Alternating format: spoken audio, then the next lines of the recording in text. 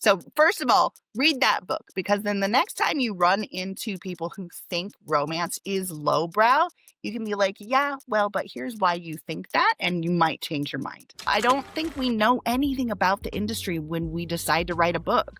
We're just like, I'm gonna write a book. It sounds like fun, and then I'm gonna publish it. That's not how it works. That's not how it works. I have a degree in English literature, and I still don't know what denouement means. So that never worked for me. And honestly, stories don't go that way. They go up and down and up and down. And Amy Award is a romance author famous for her sports romance series.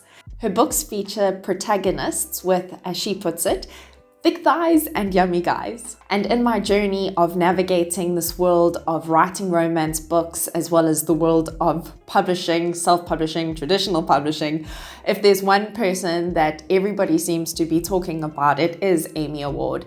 And I understand why.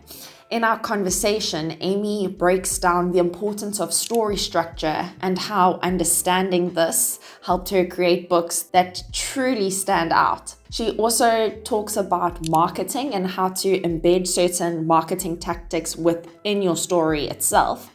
And then we finish the conversation with me asking Amy to share some tips for aspiring authors. And what she had to say still sits with me days after we had this conversation. It was an honor to speak to her. It felt like I was sitting front row at a masterclass. So I hope you get as much from this chat as I did. Let me introduce you to Amy Award. So Amy, could you please walk us through the turning points that led you to the point of writing your first book? the basic gist of it was I was teaching English abroad. I lived in Vietnam for 4 years teaching English there. And while I absolutely loved it, it gave me a ton of downtime. I basically taught Monday, Wednesday, Friday evenings, and then all day long on Saturday and Sunday. So I had basically my whole weekdays free. And I've always been a huge reader, and I got a degree in English literature, but that kind of burnt me out on reading because I hadn't read anything after like 1940 for a really long time. And so I started just reading popular literature. And of course, the most prolific popular literature is romance. And so I started reading a lot of romance, and I was like, I love this. And I feel like I could do this. And so I just started sort of tinkering in my free time. But then at some point, I just decided to go all in, and I joined a romance writers organization. I flew home from Vietnam and went to a big conference where I learned so much. And after that, I was like, yeah, I'm going to do this. It probably took me about 2 years to write my first book, but I knew from there that I was going to do this for forever. Wow. So romance, because romance was the most popular at the time, or was there something else that pulled you towards the romance genre? No, it wasn't because romance was the most popular. It was just the most available to read. So Vietnam doesn't quite have the same copyright laws that we do. And so a lot of the books are literally photocopied and sold off the back of motorbikes. But it's whatever is big and popular at the time. So that's all we had access to. It wasn't just romance, but that's what we had access to was the most popular books. And then whatever backpackers would bring and leave at like their hotels and stuff, we had a used bookstore. And it was full of romance books. And so I just started in on what looked fun and interesting to read. And I absolutely fell in love with romance. And it's because it is so fulfilling. At the end of the day, you always know you're going to get that happy ever after. And I am a very like positive, fun person. I want a happy ever after all the time, especially after reading dead authors for thousands of years. So I'm so curious though, having studied literature, why did you decide to go into teaching? Like, did it scar you or something? Or was it like jumping into the industry that you're like, whoa, this is not what I expected? Because it's like quite a pivot. I don't know that I ever thought that I would do anything in the industry with my degree. I just got a degree. I stayed in college way too long, which was super fun for me. But after I first got right out of college, I just found the first job that I could get to pay my school loans off. And that was in corporate America. But that burned me out because corporate America is not for me. And so that is when I turned to teaching. My brother was also a teacher of English as a second language, and it was a way to also travel the world. So I loved that.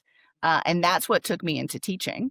But I was teaching my favorite class is the little 4 and 5-year-olds because they attain the language so fast and it's adorable. So it wasn't anything highbrow. Of course, if you end up with an English literature degree, you have these like highbrow, oh, I only read the classics.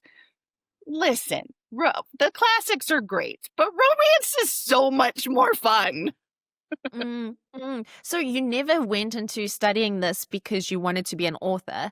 When No. did that dream start bubbling inside of you? It was really at that very first conference that I went to. I didn't know anything about the industry. I didn't even honestly, like I was writing contemporary romance at the time, which contemporary just means it's set in the here and now. I didn't even know that term when I went to that very first conference. And I learned so much, and there were so many generous authors and agents and editors that were doing presentations that it was such a welcoming community that I'm like, this is the kind of community that I want to be a part of. And it but I think it's also something that you don't have to go all in right at the beginning. The majority of authors still have day jobs. So you can also do this almost as a hobby until you're ready to like really go whole hog and be a full-time author. But that is a hard, long road. I'm so curious about this conference. I've never heard of anything like that. So would you recommend if somebody is tempted by the idea of being an author that they go to something like this? Yeah, I think that the majority of authors, when we very first start out, there's not like an easy set career path for authors. It's just whatever happens to whoever it happens to. And so I don't think we know anything about the industry when we decide to write a book. We're just like, I'm gonna write a book. It sounds like fun. And then I'm gonna publish it. That's not how it works. That's not how it works. So I think finding community as soon as you possibly can when you're working on writing a book, even if you never publish it, there's just things that only other authors get when you're talking about like the imaginary people in your head. The normal people in your life are going to be like, that's weird. Do you maybe need to see a psychiatrist? But other authors are like, oh yeah, and then they do this, and then they do this. Right? So there's only things that other authors understand, right? So I think finding community is super important, but also a place to get the education because while you can get a degree in writing, there's not a specific like college degree or a set path to learn how to do this.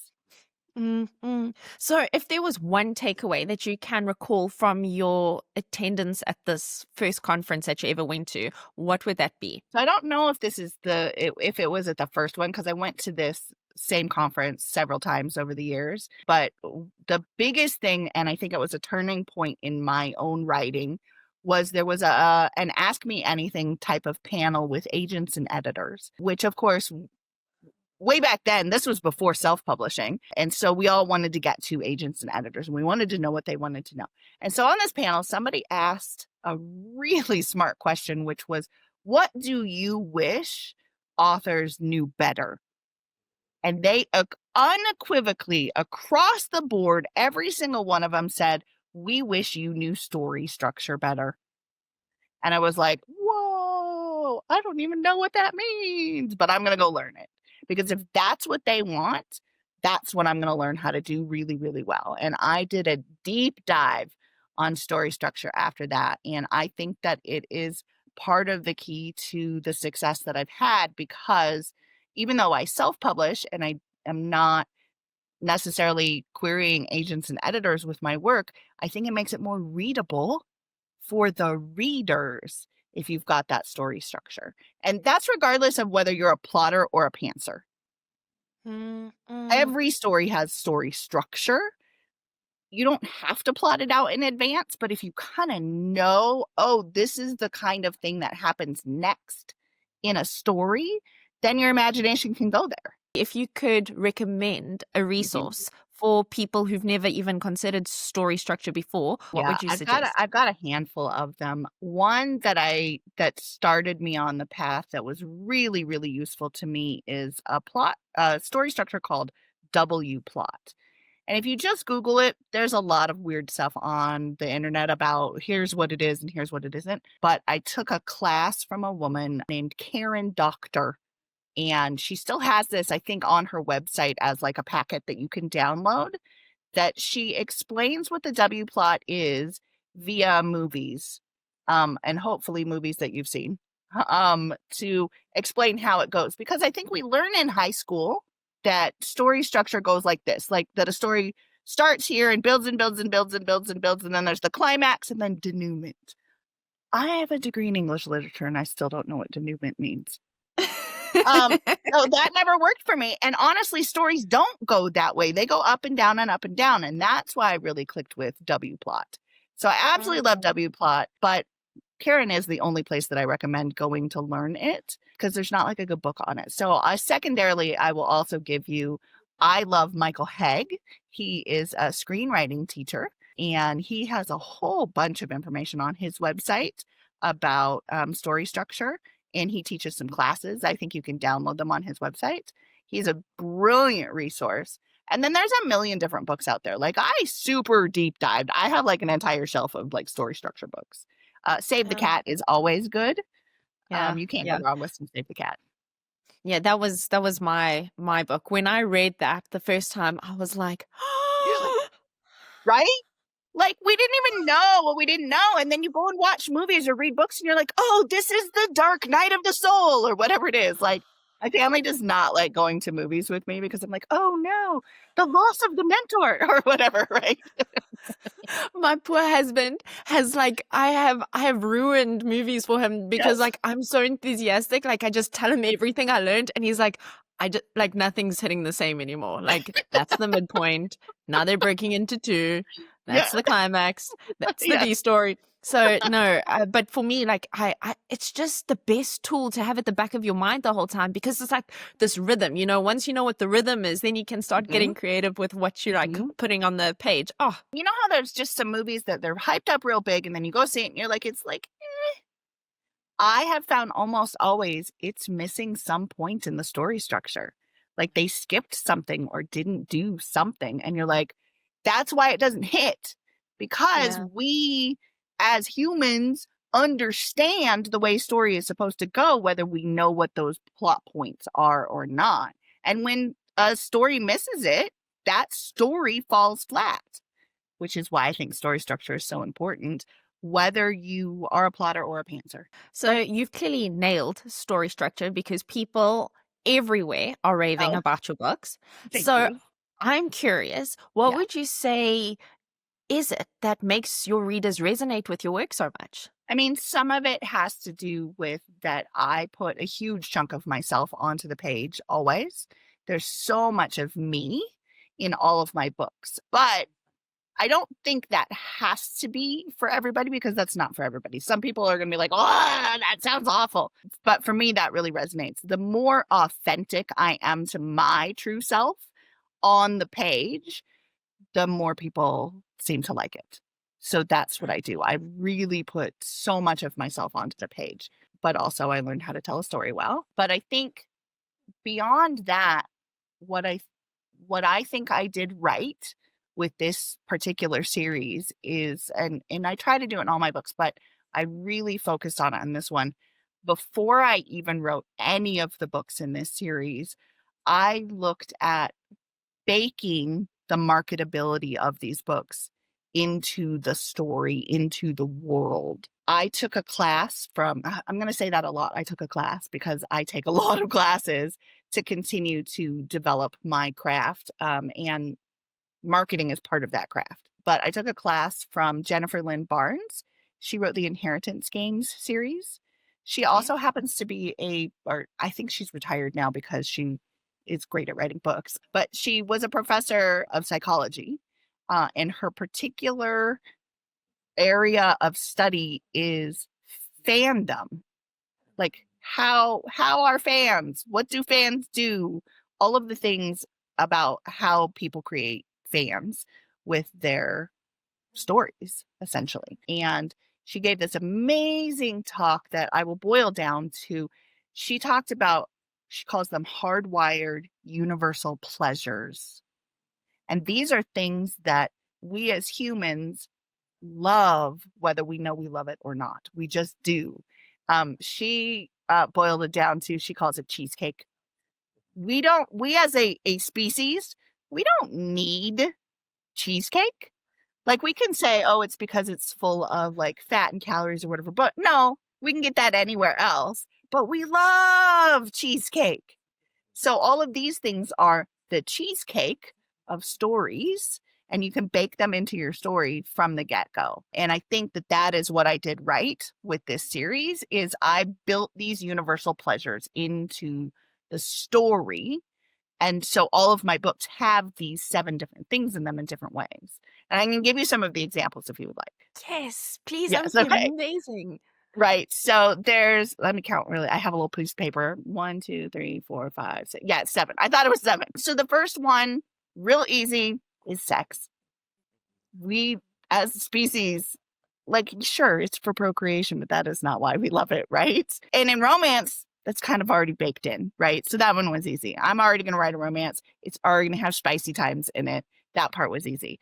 Can I But pause you there quickly? of course, I am writing a debut novel, mhm, and prior to writing my debut novel, I actually wrote a memoir.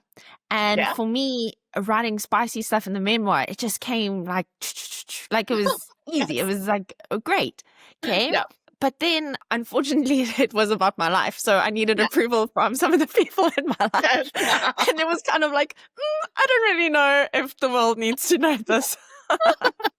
Yeah, So unfortunately, that project has now been shelved, but I will draw inspiration from it for other projects. So it's yes, okay. However, I've just finished my debut novel now, which is a romance. And I felt it was so strange because I felt like this one was a closed door. Like it was so weird. Like it didn't feel like it suited the story. So my mhm, question to you is like, how do you know when something mhm. is closed door? And like when you say that, like, is that for all romance or yeah, I just love to know your thoughts on that. Yeah. The how you know, I mean, a little bit, you have to know who your audience is going to be, who you want to read your story, or who you want to sell this book to, because different audiences want different things. If you're trying to sell your romance to the super spicy crowd, they're going to be disappointed. But if you can find the people who prefer closed door romance, they're going to be excited as all get out because they found the kind of story that they want. And that's Yeah. part of the baking the marketability into it in the first place. Know who you're writing for. I Right, knew I right. was writing for the spicy crowd. I Uh, had to have sex scenes. Gonna sell to the wrong people, you'll be sad. but do you feel from your experience that you can change your demographic? Because I feel like for me, starting out, like I want to write something that I can share with my mother-in-law. I literally wrote in my first book, "Dear family," like a little acknowledgement section, "Dear to my family, thank you so much for all your support, yada, yada, yada. Please don't read this book." Okay. Okay. Cool, cool, cool. Because it's got spice in it. And I don't know why, but we are all weird about talking about spice with family members. But I feel like but I wonder if it's maybe just a generational thing because I kind of feel like I'm in a book club. Some of them it's so easy. I'm like, oh my gosh, have you read this? Have you read this? And they're like, oh my gosh, I love this. Have you? And like, it's not weird. But then some other people, it's kind of like they refer to it as like lowbrow, and I'm like, how could you say that? Like, Yeah. this is some of this makes me so happy, and it's not necessarily the spicy. It's like it's the story, it's the happy ending, it's just the feeling you get from reading a romance book. Okay, so first, you have to read a book called Dangerous Books for Girls: The Bad Reputation of Romance Explained. It's written by Maya Rodale, who is a romance author. And basically, she was like, but why do we call romance books trashy? We don't call, any other pulp fiction trashy. We don't call the sci-fi books trashy. We don't call the mysteries trashy. Why do we call romance? Why does it have this bad reputation? And she absolutely explains it in the book, and it's going to make you feel so amazing about being a romance reader and a romance writer. So first of all, read that book, because then the next time you run into people who think romance is lowbrow, you can be like, yeah, well, but here's why you think that, and you might change your mind. Thank you. Thank you. I Yeah, think a lot of absolutely. us needed to hear that. Well, like I felt like that a lot of romance authors don't want to say we write romance in front of other people because we know we're going to get denigrated for it. It is the genre that gets denigrated. And tip, it's patriarchy. It's because we are women writing about women for other women. But there's some very specific examples in Maya's book about how the terms that we use to even today about romance, even why we call it trashy, she explains it all, and it helps you Okay. feel a part of a sisterhood. Back to the list. So the second one, and this is one that is really easy for me to bake in. So the second universal pleasure is wealth and resources. We love to read stories about wealth and resources, and it doesn't necessarily mean like you have to write billionaire romance. That's part of why billionaire romance is so popular, because we're reading about wealth and resources. But you can also do the absolute opposite and show what is detrimental about wealth and resources. It's really fascinating. Like, look at the Hunger Games, how we saw Mm. how crazy bad wealth and resources was in the capital, and how Katniss's life is without any wealth or resources. That's so much about what that story is about. The way that I built it into this series is I am writing about professional sports players. So mine are American football players. They have wealth because they play American football. So resources can be all kinds of different things. It's just whatever is important in the world that you're writing in. And in mine, I'm writing about a family who lives in a neighborhood. And so for the resources part, this is a teeny tiny spoiler alert, but it'll still be fun, I promise. In my world, my hero invests in real estate with his millions of dollars that he makes playing football. Fine, fine. Except what he's done is he's bought all of the houses in his neighborhood. And when his brothers and sister come of age, he gives them a house. That is his resource that he has. So that is how I built it into the world in the first place. The other, I'll briefly tell you the other ones so that you can think about them. Cool. The next one is competition. Uh-huh. So I'm writing about professional sports players. It's already in there. But I also wanted some other kind of competition. So I took a little note from Julia Quinn in the Bridgertons. They all play croquet together. And I was like, oh, so some sort of a game, something that the family can do together that's fun, but a competition, and I can show their competitive sides. My stories all have family game night where they're all super competitive and they fight over who gets the lucky pillow and like weird, silly little things like that. But it's another way of showing competition beyond just they play football. Okay. Built into the world, I always have a chapter, and a lot of my readers say that's one of their favorite chapters. They can't wait for the family game night chapter. Next one is beauty. We love to talk about and see beauty. I mean, look at like the beauty competitions that we have in the world. We are attracted to that, but you can also do the opposite and talk about what about beauty is difficult in the world as well. So for my series and for every book that I have ever written ever, I only write plus size women. All of my heroines are always fat. And not in a bad way, but that is my commentary about beauty, is that plus size women are beautiful and confident and badass. But that is a little bit taboo in our world because not everyone believes that. And there are people who actively hate that. But I think for other women who are fat, who are plus size, who are chubby, that is relatable to them. And they want to see a story where they can be happy. But it's my commentary on beauty, which is one of the universal pleasures. Oh, The so last good. three are easy ones. So power and status is the next one. It feels similar to Wealth and Resources, but it can be very different. You can be powerful and not rich. You can also be rich and powerful. Thus, again, why billionaire romance is so popular. Right. The way that I did that, and you will laugh, it is so simple. My family's name are the Kingmans. Kings have Yes. power and status. That's it. That's what I So did. smart. Okay, okay. Yes. So you can do it in a lot of different ways. I also made the first hero of the first book in the series is the quarterback, and he's like the big man on team, right? So he is the one with the most status on the team. So little things like that, but thinking about those little things like that. The next one is danger. That isn't actually dangerous to the reader. I think this is the rise of dark romance because we can experience danger, stalkers and serial unalivers and all that kind of fun stuff without us actually being in danger. And I was like, how am I going to do that in a rom-com? So what I do something very fun and very silly, but at the beginning of every single one of my books, I have a pet in every single book in this series. And at the beginning of each of the books, something happens and my hero has to rescue the pet. And it's not actually dangerous, but I write it as if it is, as if it's like an action adventure right at the beginning of the story. And it draws you right in right from the get-go because it's danger. That's not actually dangerous. So good. So good. Oh my gosh. Right? This is like I'm I like, know. oh, This really changed the way that I write when I went to after I went to this this class. And then the very last one is touch or grooming.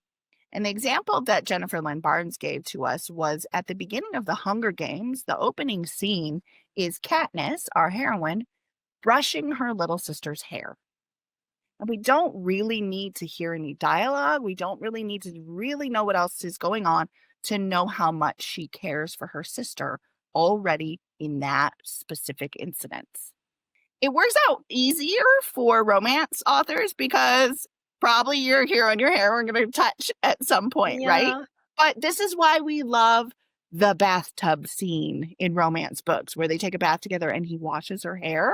Oh my God, I love that micro trope. And everybody does because it's a touch and grooming scene. But it's also like making me think of music. Like there's this Ellie Goulding song and like there's this line that just like stuck with me. It's like where a single touch can make the flowers bloom. And I was like, and then Justin Bieber's just released like a whole bunch of new music. And then like there's like this lyric where like just like scratch my back or something. And like that's also just like it's such a wow. Like this is beyond books. This is everywhere. It's everywhere. It's everywhere because this is psychology. This isn't specifically like she didn't tell us this just because it's about writing. This is psychology. Now that you have all of this and you've got your story structure, how do you write a book? Do you sit down with all of this in a table and sort of like plot it out or check it off? So I am what I call a plantser. I'm not a plotter. I'm not a pantser. I'm somewhere in between. I'm a plantser.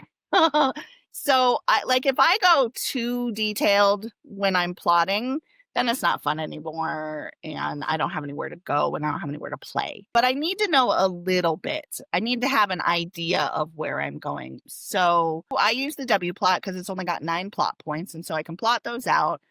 Although knowing me, the second half of the plots are never going to happen and it's totally going to change by the time I get to the midpoint. It's fine. Relatable. All right. So relatable.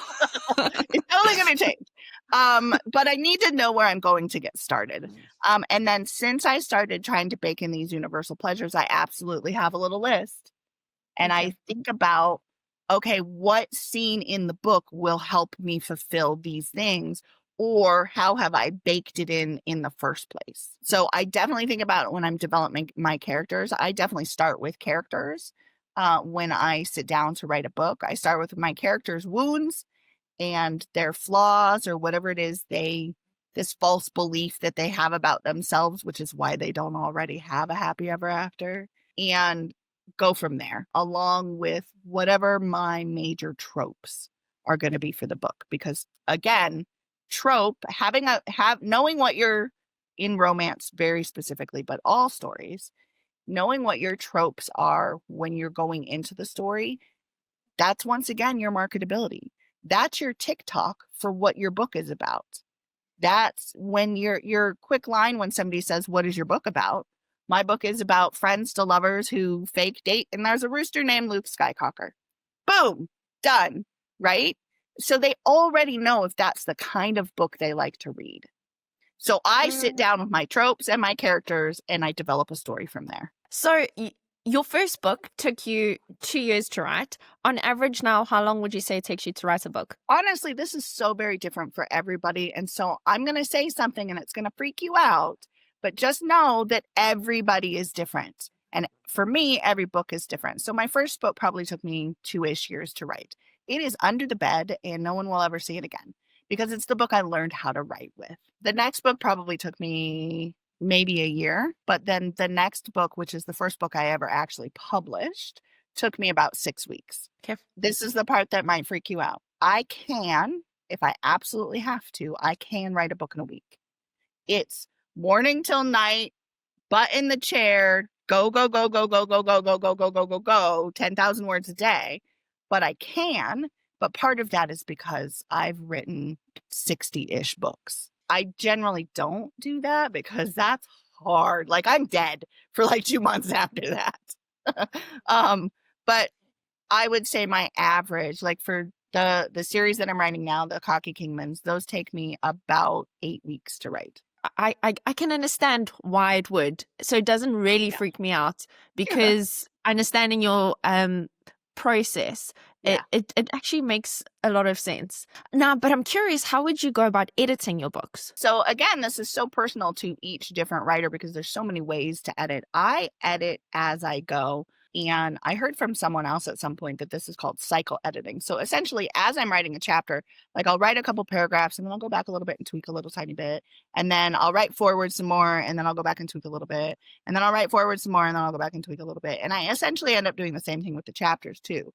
I'll write the next chapter and be like, oh, I need to go back and fix this one thing back here. And then I'll write forward and oh, I need to go back and fix this one thing right here. So I'm editing as I'm going. And I didn't even realize I was doing it that way. But then a lot of people are like, oh, at the end of my first draft, and then I basically have to start all over. And I'm like, at the end of my first draft, I'm basically done. And I was like, but why? And it's because I'm editing as I'm going. So I don't actually spend like a lot of time doing like what you think of as editing. I do another read through to make sure that I am not like echoey. I tend to love to use the same word over and over and over sometimes. So like I'll check for those kinds of things. But the other thing that I do is I have a Patreon where I post my chapters as I write them and they give me feedback. And so then I'll be like, oh, you guys are totally right. I didn't blah, blah, blah. And then I'll go back and fix that chapter and repost it if it's big enough. If it's not, if it's just little tweaks, then I'll be like, you get to read that in the book when I'm done. And so they're essentially beta readers. Wow. Firstly, that's so brave. Yeah, a lot of people say that. I don't have a problem with the feedback. I'm happy for them to say, I hate this, which they never do because they're my fans. But they will say, I don't think you said what you thought you said here or whatever. So they, in essence, read your whole book before it's published. Yeah. Wow, yeah. that is amazing. You invite feedback from everyone, or is it like certain tiers? My very lowest tier only gets like the first 3 chapters because it's really just a, do you want to hang out with me? We'll see. But the next tier up and all of the rest of them, I think I have 5 tiers. I don't remember how many tiers I have. I think I have 5 tiers. Everybody gets every single chapter. Different tiers, like the next tier up gets an arc and the next tier up gets a book and, you know, those kinds of things. But from one of the lowest tiers, you can read every single chapter as I write it. Wow. For me, the more eyes on it, the better. And Yes. it's also not like nobody's going to join my Patreon because they hate me and are going to tell me that the story is horrible. Like for the most part, the majority of the feedback is, oh my God, I love this so much. But that helps me too. Yeah, no, it's so funny because like I'm torn because part of me is like, wow, that's so brave. Another part of me is like, this is the most brilliant thing anybody can do. Like all we want as authors is for people to read our work. Yeah. And here you have your fans like helping you create this book. Genius. Like Yeah. And hopefully it's fun for them as well. I mean, not everybody will read it as they go because not everybody's brains work that way. Some people just wait for the arc. The people who read every chapter, even if all of they're saying to me is I loved this so much, that still is good feedback to me to say that I hit it. I hit Yeah. what they're looking for. And that's what I want to do for my readers who are going to buy the books later. I want to write what they want because then they enjoy the story and then I make money. I'm curious why you've chosen the self-publishing route because everybody's speaking about you. Yeah. Are you the next Colleen Hoover? I don't know if I'm that, but I would not be sad if everybody was reading my books because that's really what I want. At the end of the day, I want people to read these stories. I chose self-publishing a little bit on a lark at the very beginning. So Amy Award is, I have 2 pen names. My other pen name is 80 Award, and 80 writes paranormal romance. You can see right there. So 80 has written for 10 years. So this Cock Down the Block book was not my debut ever. I had 50 books under my belt when I wrote this one. And so that actually helped me a lot because I already knew what I was doing with the business side of it. And I had been writing for a long time. So I knew things like how to bake the marketing into the story in the first place. But I chose self-publishing on a lark a long time ago. It was honestly accidental, which I know it sounds bananas, but I was doing the whole querying agents and editors with my story and stuff like that. And this was way back when self-publishing very first started. I was just tootling around on the internet looking at covers by cover designers because that gives me inspiration. And a cover designer who was also just barely starting her business up was having a sale she had like 5 covers and they were all only $17 each. And I was like, wow, because she was trying to get new customers. And one of the covers was called Curvy Temptations. And I was like, I don't know what that book is about, but I'm going to buy that cover for $17 whole and I'm going to write a story to go with that book. And I did. And then when I was done with it, I was like, this doesn't feel like the kind of thing I thought that I was going to shop to agents and editors. I think I'll just try and self-publish it and see what happens. And it actually did really well. Granted, this was 2014, so it was back in the day that you could basically publish a cookbook about poo and sell 100 books. But I did sell 100 books in the first month, and I was like, oh, this is a thing? Oh, I'm a self-publish. And so I've gone whole hog on that since then. And I love it. I love the business side of this just as much as the writing side of it. And so I think that helps because I don't mind marketing. I think it's fun. It's interesting because the person who really, really put me onto you, she said, you've got the business side down. Like you got it down. I do love the business side of it. But I'm curious, would you ever, like, if an agent approached you, would you ever consider it? I now have an agent because this book was so popular. And I still owe him. Please don't watch this, agent. I still owe him a book that he would like to shop traditionally. And I'm happy to do some traditional publishing. They just have to be able to match what I can make self-publishing, which some of them can and some of them can't. And there's deals that I would take and deals that I wouldn't take. I'm not going to just publish with any Joe Schmo just because they want to publish my book. I can do that myself. But if it's a great deal and I can, get my book into bookstores or, Netflix comes calling and wants to make the Kingmans into a TV series, which they should do, then I am happy to do that. And that's what my agent can help me do. I've seen on YouTube that some authors have had agents who've sold like their back series and is that something you would consider? Yeah, I would. It just depends on what they can offer. If they can, a lot of authors that I know are selling only their print rights. So they keep the ebook rights, which for the majority of self-publishers, we make our money off of the ebooks. But for the majority of traditional publishers, they make their money off of the print books. So sure, let's trade these. I will let you have the print rights to this series. And you put it in bookstores and I will continue to sell the ebooks and make my money that way. And so that's kind of Right. the best of both worlds. Would you say that self-publishing is really only for the people who can do the marketing and the distribution? So much of it depends on what your goal is. And I think you have to be really true to yourself in your heart of hearts. What is your actual goal for writing a book? If it's that you really just want to get a story out there and you just want some people to read your book, you don't have to know the business. You don't have to do a whole bunch of marketing.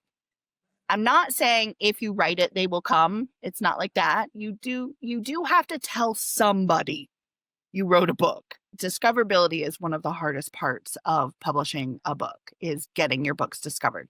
But if it's just because you want to be able to hold that book in your hands and say, I wrote a book, I did this, you don't have to know the business. This can be a hobby. And I think a lot of people discount that because there's so much in our industry about be a six-figure author and make $1 million. And there's so much of that. But you know what? This could actually be a super fun hobby. It's a little bit of an expensive hobby, but it can be so is golf, you know? So you have to be really true to why you are actually doing this. Why do you want to write and publish a book? And whatever that answer is how much you need to market or not, or how much you need to know about the business or not. If you want to be a 6 or 7 figure author, you definitely are going to have to figure out the business. If you want to do this because you want to make money selling stories that come out of your brain, you have to learn the business. You might get lucky and be one of those super duper stars that just go, but you're still going to have to learn the business afterwards, because guess what? You're going to have to pay taxes. Fair point. So I came across your Instagram and wow, you know how to market. I mean, you have those graphics, the carousels. Oh, hello. Welcome Uno to the call. This is my writing assistant. Hello. Oh, he's so cute. Like, do you have a content plan? Do you work with freelancers? Like, how do you get that quality? So I have a PR company who is really just a one-woman show. And she helps me with all of the kind of content that I'm going to put on, like my Instagram. I also have a marketing manager who helps me figure out what I'm going to do with all of my ads. But I didn't always. That's just come in the past couple of years. So really what I do is I go look and see what other popular authors are doing and try to do really cool stuff like what they're doing. Because the name of the game is getting the attention of readers. So go to the people who have gotten the attention of readers and see what they do. If you had to give a debut author some encouragement or some advice, what would you give them?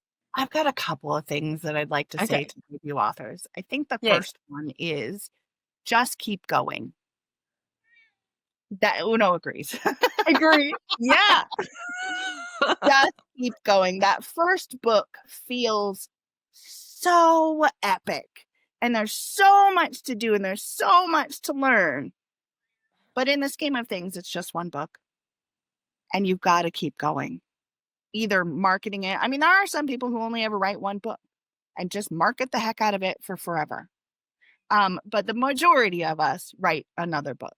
So just keep going. It's going to be hard. It's going to be tough a lot. This is a blood, sweat, and tears industry. And so even when it feels like nobody's reading your books and nobody cares about what you have written and you hate it at that point, just keep going. It gets better, it gets worse, and then it gets better, like a W plot. But the second piece of advice I have besides just keep going is find community. Because we all think that being an author is this, like, we have this imaginary vision in our minds of sitting in a cabin in the mountains and typing on a typewriter and writing pages all by ourselves, right? I think that's what everybody thinks of what an author does, or you're by the beach and looking out at whatever. That's not how it works. Um, I think the sooner you can find other writers to talk to is the better, because we don't do this alone. I talk to people about my plots all the time. I have mastermind groups that I go to when we talk about business. I have other authors that I talk to about everything in this business all of the time, and it makes me feel not crazy. Mm. Ah, that's such a solid piece of advice because literally I was telling my husband yesterday, I was like, can I please just go to a mountain in Italy for a week and just write? We all think that we're going to do great if we do that, and some writing retreats can be great, but here's the thing. Go to a mountain in Italy and write for a week with 4 other writers. You'll be sitting there writing and be like, what's the word for, or whatever, and somebody else will be, or you guys, I'm totally stuck on this plot point. I don't know what my character should do, and they help you.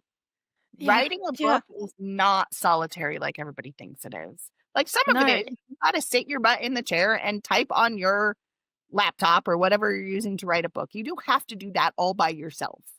But it's a lot more fun and a lot more invigorating to do it with other people.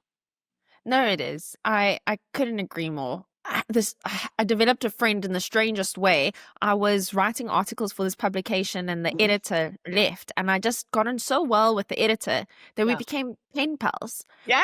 And like we email each other. Like I've never seen her face.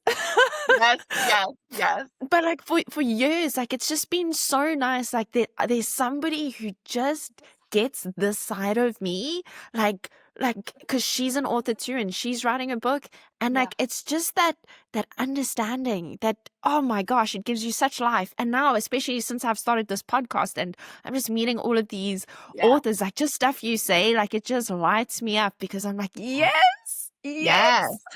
Yes. I'm telling you, nobody gets it like other writers do. And So would you and recommend that somebody joins like your Patreon, for example, and then like meet other writers in there, or like what's a there's good not I don't really have a whole lot of other writers on my Patreon. It's mostly other readers. There's a few readers? people who Okay. also write. But if you really are looking for a community of writers, I cannot recommend Becca Syme's Patreon higher. So Becca Syme is a writer life coach. She doesn't coach you on how to actually write. She coaches you on how to have a life while you're writing. She's a Clifton Strengths coach. And so that's what the majority of her stuff is about. But her community is all writers. And she knows that we need community. So one of the things on one of the levels of, and I think it's one of the lower levels of her Patreon, is where you can get on Zoom and write with other writers. Plus she has conferences and classes and things like that, so that she knows how important community is. So you can meet other people who are just as crazy up in their heads as we are. I think her Patreon, I think, is called Write Better Faster Academy. But if Okay. you look up Becca Syme, it's Syme. She will pop up. She also has a podcast, or she calls it the Quit Cast. She's excellent for helping connect writers, but also helping us understand how we as individuals work as writers. And that has been life-changing for me. So if you're looking for a community, I recommend Becca Syme's community. Thank you. Thank you. I would love to ask you to tell us about which book you'd recommend that we start with if we have to start your series. Yes, Or you if we have get to to start start my your series. series. Yes. So I recommend starting with this one behind me. This is The Cock Down the Block, because it is the first in the Cocky Kingman series. So the books are all individual standalone titles. Like one couple gets one happy ever after in one book, but they're interconnected because it's one big family. And this is the first brother. And so you get to meet the other family members as you go and sort of fall in love with them before their stories. And maybe, ship some of them with the other side characters. And so I think it's a lot more fun if you start at the beginning of the series and read through. But honestly, if you are super excited about one particular pet, you can read any of them. Amazing. And if you have to recommend one book that you've read outside of your series that has made you smile this year, what would you recommend? Yeah. I have too many. I'm going to give you two because one is nonfiction. Okay. I just finished Megan Quinn's The Way I Hate Him, which I don't generally do enemies to lovers. I don't like it when my characters are mean to each other, but this is the best enemies to lovers I think I have ever read. It was so good. The way that she did it, I was like, oh my God, they're enemies and then they're going to be lovers. I loved it. I loved it. So I recommend, I mean, if you like rom-com, any Megan Quinn book is good, but if you are looking for an enemies to lovers, Yes. because everybody is, and I don't write it because I can't be mean. I recommend that Megan Quinn book. But if you're looking for a book that can help you change your mindset on marketing, but that is still a joyful book, I recommend Fans First by Jesse Cole. He's the guy who started the Savannah Bananas, the baseball team. No Who, ways. No yeah, ways. yes, What? yes. Oh, okay. He's got this great, it's essentially a business book, but it's really about how he created fans. And I think creating fans is a part of our industry that we don't think about as much as authors, but he did, and it made me change the way I think about my own fans. It is an epic book, and it is so fun to read. Oh my word. I literally am going to buy both of those books tomorrow and I'm Good. going to tag you on Instagram Yeah, to show you yeah. I did it. If they sell Awesome. it in Yeah. my country. Anyway, I mean, you should be able to get it on ebook at least. we're not even going to go there. I'm so sorry. Thank you. You're so I welcome. do not have enough words to thank you. Oh my gosh.